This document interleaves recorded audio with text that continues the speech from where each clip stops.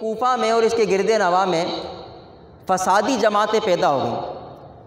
مالک اشتر نقی، جندب، ساسعہ، عمر اور ان جیسے دیگر لوگ جو ان فسادی گروہوں کے علم بردار تھے اور ان کے لیڈر تھے، ان جیسے کئی لوگ پیدا ہو گئے کہ وہ حضرت عثمان غنی کی حکومت اور خلافت کے خلاف پروپیگنڈا کرنے لگے اور منظم سازشیں کرنے لگے۔ کوفہ کے اشراف نے حضرت عثمان غنی کو باخبر کیا اور ان سے کہا کہ یہاں ایک فتنہ برپا ہونے والا، اس کی بھی غنی کیجیے۔ چنانچہ حضرت عثمان غنی نے یوں کیا کہ ان بدبختوں سمیت 10 افراد کو کوفہ سے جلا وطن کرا کے ملک شام جلا وطن کرا دیا۔ لیکن یہ بدبخت اپنی ناپاک عزائم اور کارروائیوں سے باز نہ آئے، اور اسی اثنا میں یہودیوں کو بھی موقع میسر آ گیا، اس لیے کہ اسلام کے بدترین دشمن ہیں۔ اللہ تعالیٰ ارشاد فرماتا ہے لا تتخذوا اليہود والنصارى اولیاء، اللہ فرماتا ہے تم یہود و نصارہ کو دوست نہ بناؤ۔ تو یہ کبھی مسلمانوں کے دوست نہیں ہو سکتے۔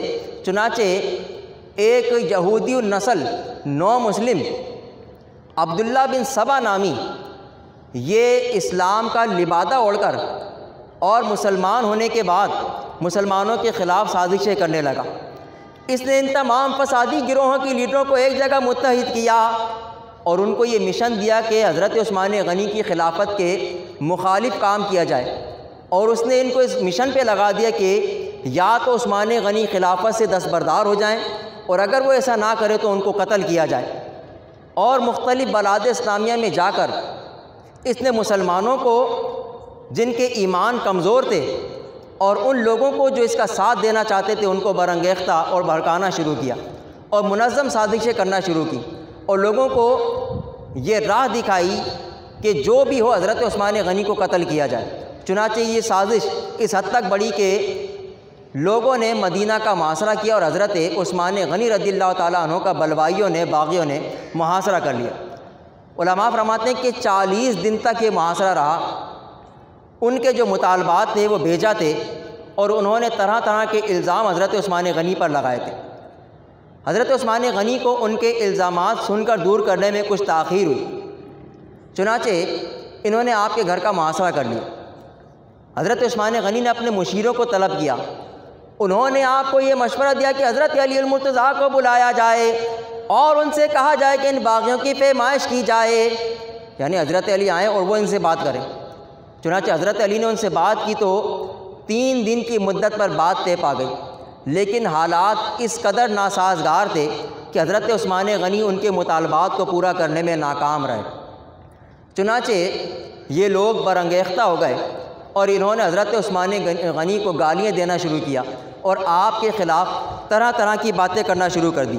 ان حالات کے پیش نظر صحابہ کرام اپنے گھروں میں محصور ہو گئے، اور حضرت عثمان غنی رضی اللہ تعالیٰ عنہ کی حفاظت کے لیے حضرت امام حسن و حسین، حضرت محمد بن طلحہ، حضرت عبداللہ ابن عباس، عبداللہ ابن عمر اور حضرت عبداللہ ابن زبیر رضی اللہ تعالیٰ عنہ، ان کو تعینات کیا گیا۔ یہ خود بھی صحابی تھے اور صحابہ کرام کی اولاد تھے۔ ان کو حضرت عثمان غنی کے تحفظ کے لیے تعینات کیا گیا تاکہ کسی طرح بھی باغی حضرت عثمان غنی کو نقصان نہ پہنچا سکیں۔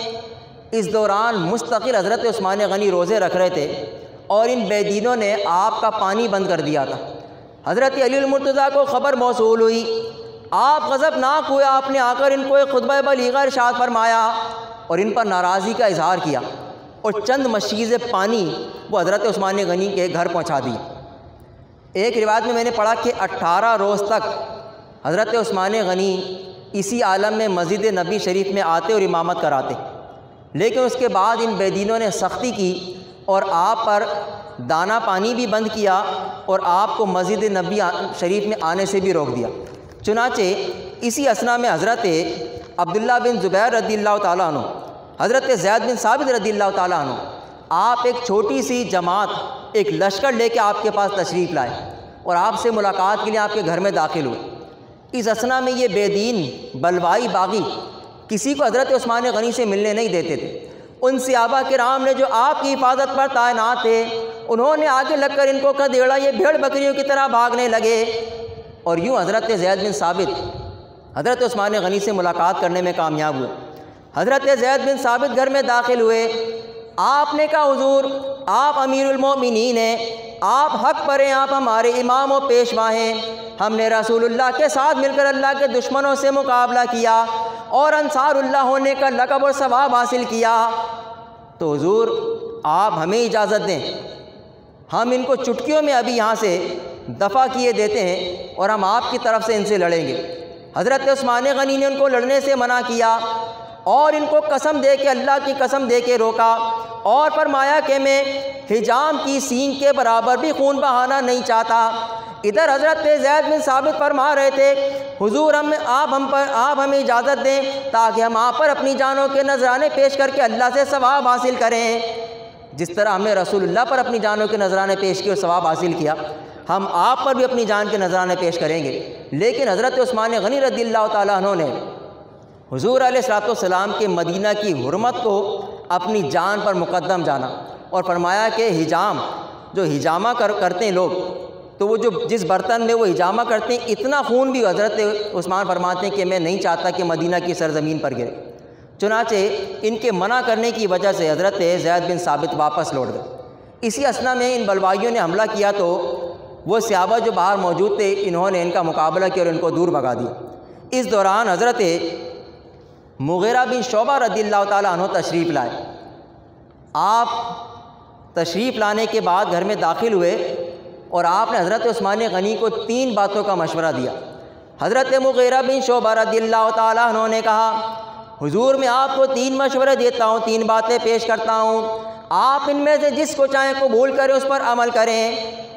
انہوں نے کہا کہ آپ امیر المومنین ہیں، آپ امام برحق ہیں، آپ ہمارے امام ہیں، پیشوا ہیں، مقتدا ہیں، اور اللہ نے آپ کو حق پر رکھا ہے، لہٰذا آپ کو اس بات کی اجازت ہے کہ آپ میدان عمل میں نکلیں اور ان بے دینوں سے جہاد کریں اور ان کا قلع کما کریں۔